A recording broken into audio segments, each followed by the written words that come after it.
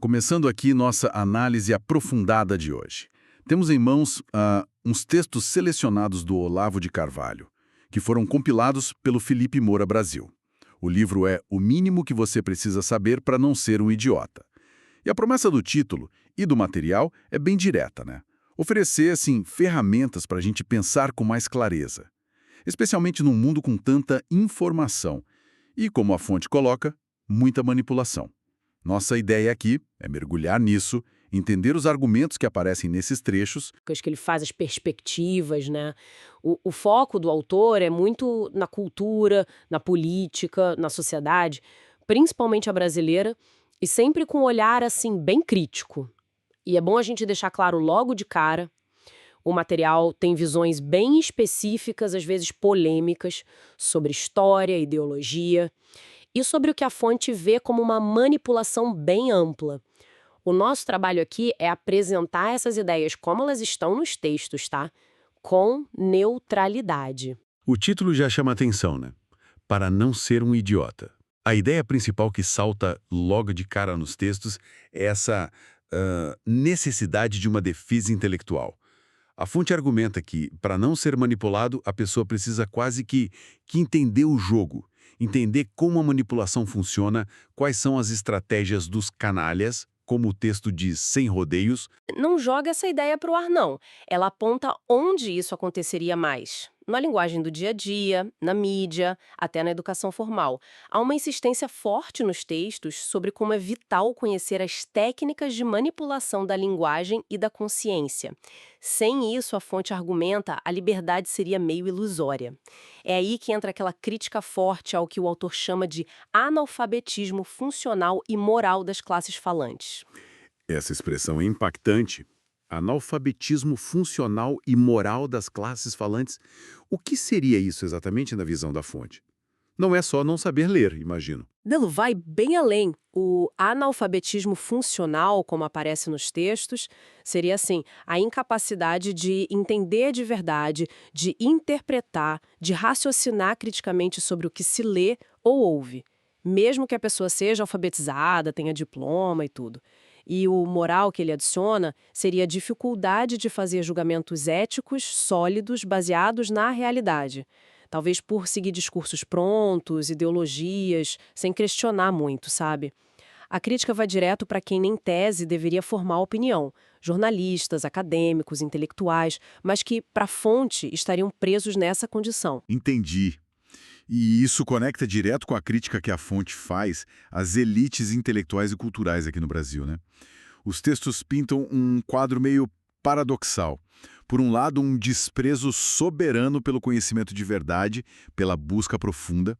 Por outro, um temor reverencial aos símbolos exteriores, tipo diplomas, cargos importantes, aparecer na mídia. Parece que o status conta mais que o saber em si. Correto. A fonte até usa um exemplo. Aquela figura da elite que baseia o que pensa lendo só editorial de jornal grande, tipo Folha, ou revista gringa como Time, The Economist, e trata isso como verdade final, sem buscar outras fontes, sem aprofundar. A crítica é que essa elite se bastaria com o superficial, que é facilmente manipulável, né? E essa crítica fica ainda mais pesada quando mira a academia e a mídia mesmo, certo? Sim, aí é bem contundente. A alegação central da fonte é que esses espaços teriam sido dominados pelo que ela chama de pseudo-intelectualidade esquerdista. E o resultado disso, segundo textos, seria justamente espalhar esse analfabetismo funcional, rebaixar o debate público para slogans, para chavões, e também usar muito eufemismo, jargão técnico para esconder ou distorcer a realidade. A fonte lamenta o que vê como um sumiço da alta cultura e argumenta que outras elites, políticos, empresários, militares, muitas vezes nem se dão conta que estariam sendo, como diz o texto, ludibriados por usurpadores subintelectuais. Tem até uma menção à revista Bundas, que talvez nem todo mundo lembre como ela entra nisso. Atual, mas que estaria presa a clichês. Uma rebeldia meio fora de época, sem produzir nada de relevante culturalmente. Na visão do autor, claro. Seria um sintoma dessa superficialidade que a fonte critica tanto. Falando em críticas, os textos entram pesado na análise de ideologias políticas. O socialismo e o comunismo são alvos claros. Qual o argumento principal ali? Olha, a crítica-chave que a fonte traz é sobre uma contradição que ela enxerga no socialismo. A ideia de precisar concentrar um poder político enorme no Estado para conseguir nivelar o poder econômico. Para a fonte, essa concentração de poder já seria perigosa em si. Os textos fazem afirmações bem fortes, como a de que as experiências socialistas na história teriam sempre resultado em miséria, repressão. Chegam a citar aquele número de 100 milhões de mortes atribuídas a regimes comunistas. É um ponto bem enfático nos textos. A fonte também faz um contraste interessante entre figuras históricas, né? Sim, ela compara o que chama de moralidade pessoal de figuras revolucionárias versus figuras conservadoras ou reacionárias. Cita nomes como Pascal, Burke, Newman, como exemplos de pensadores com forte base moral, religiosa, e contrasta com Voltaire, Marx, Diderot, cujas vidas pessoais e éticas são questionadas ali nos textos. É uma forma de argumentar que as ideias revolucionárias teriam raízes morais meio problemáticas, segundo essa perspectiva da fonte. E tem a questão do nazismo, que a fonte classifica de um jeito bem particular. Exato, essa é uma das alegações que mais chama a atenção nos trechos. A fonte argumenta que o nazismo não seria de direita, mas sim uma ideologia de esquerda. A justificativa que aparece é que seria um movimento revolucionário, socialista, estatizante, materialista e anticristão. É uma leitura que vai bem contra o consenso histórico, né? E no Brasil, a crítica vai forte para o PT e para o Foro de São Paulo. O que a fonte alega especificamente sobre eles? Bom, a fonte conecta o PT e o Foro a uma agenda maior de tomada de poder na América Latina. As alegações são bem sérias. Os textos associam o foro a ligações com o narcotráfico, a estratégias de manipulação da opinião pública e até fraude eleitoral. Dão como exemplo a eleição do Lula em 2002, que a fonte descreve como um engano proposital do eleitorado sobre as intenções reais do candidato. A visão geral é de que trabalhariam para subverter a democracia por dentro. Essa linha de análise de estratégias políticas não fica só no Brasil, né?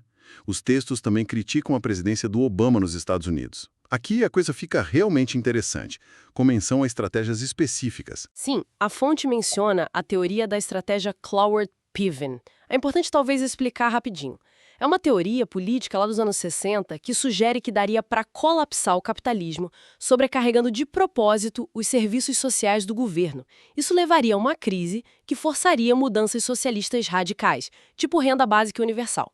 A fonte alega que o governo Obama teria usado essa estratégia ou algo parecido.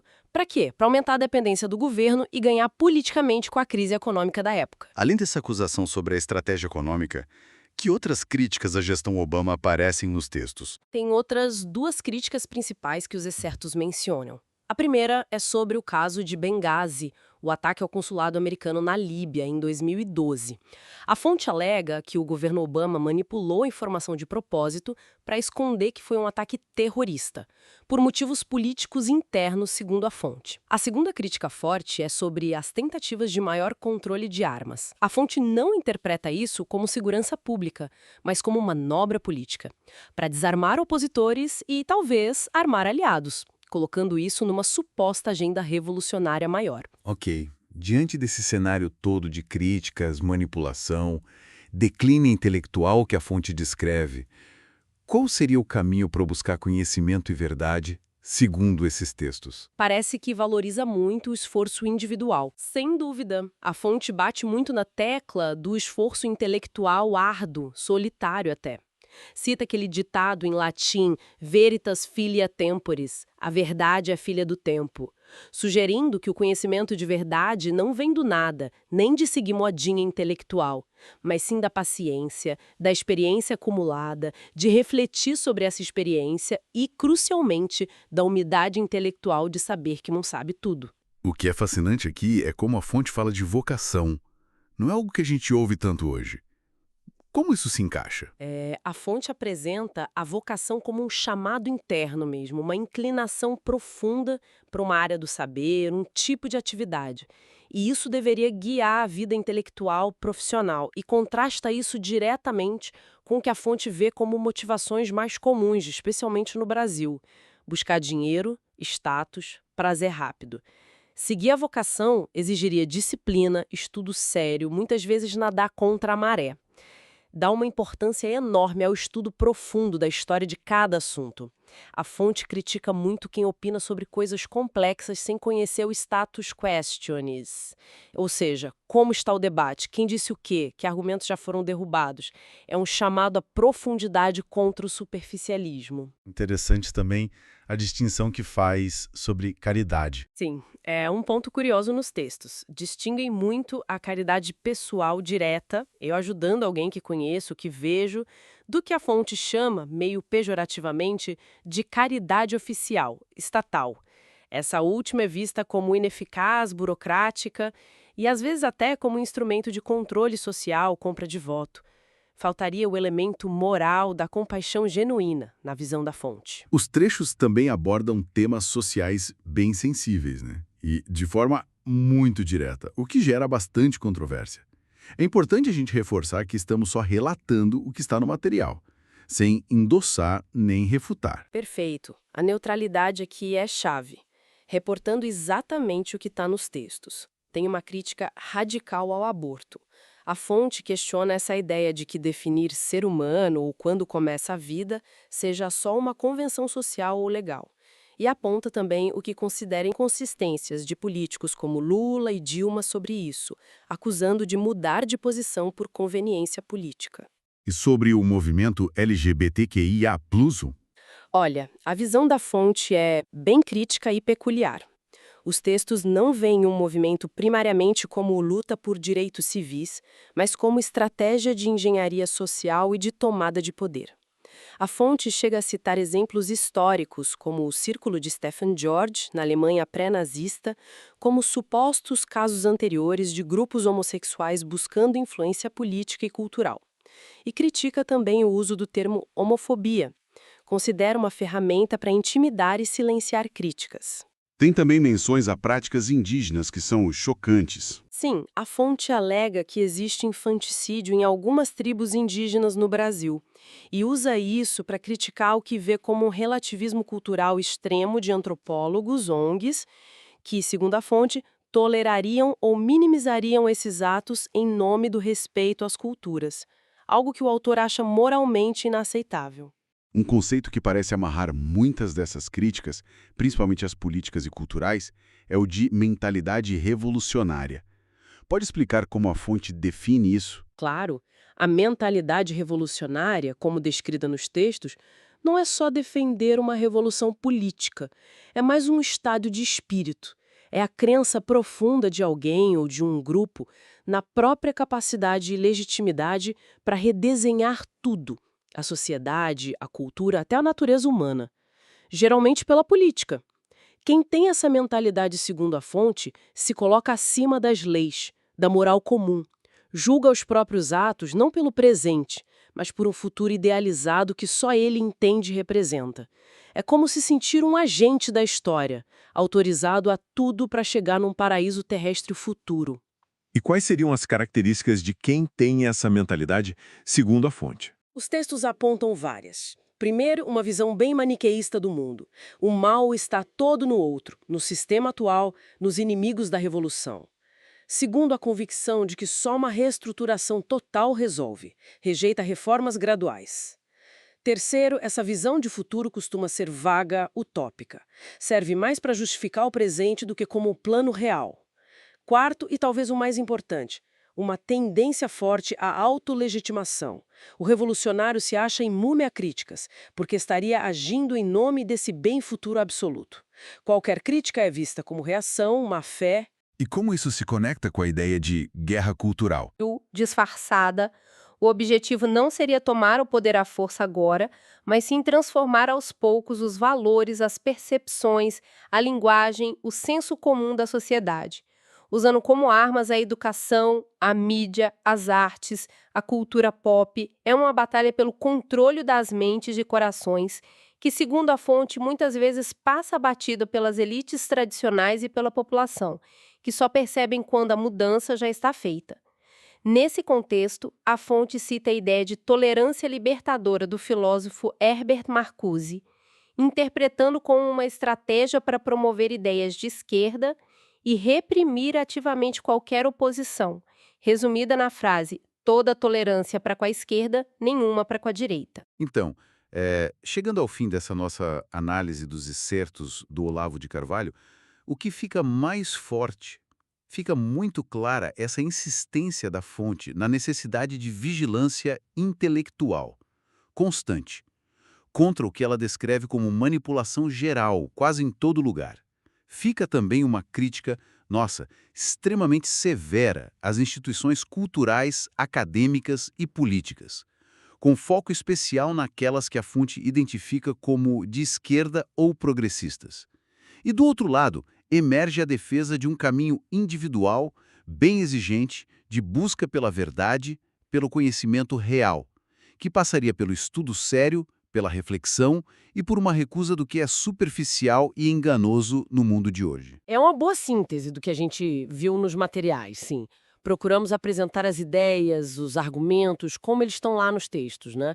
Sem fazer juízo de valor.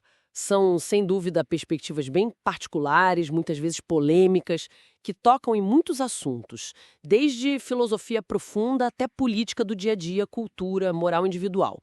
Oferece um diagnóstico bem específico dos problemas intelectuais e sociais de hoje e, para fechar, talvez uma reflexão que o próprio material levanta. Se a fonte critica tanto a superficialidade, a manipulação da linguagem, a idiotice coletiva, qual seria então a responsabilidade de cada pessoa nessa tarefa de buscar discernimento, compreensão crítica, especialmente num ambiente público tão cheio de narrativas polarizadas, discursos inflamados como o nosso hoje? Fica aí a questão para a gente pensar.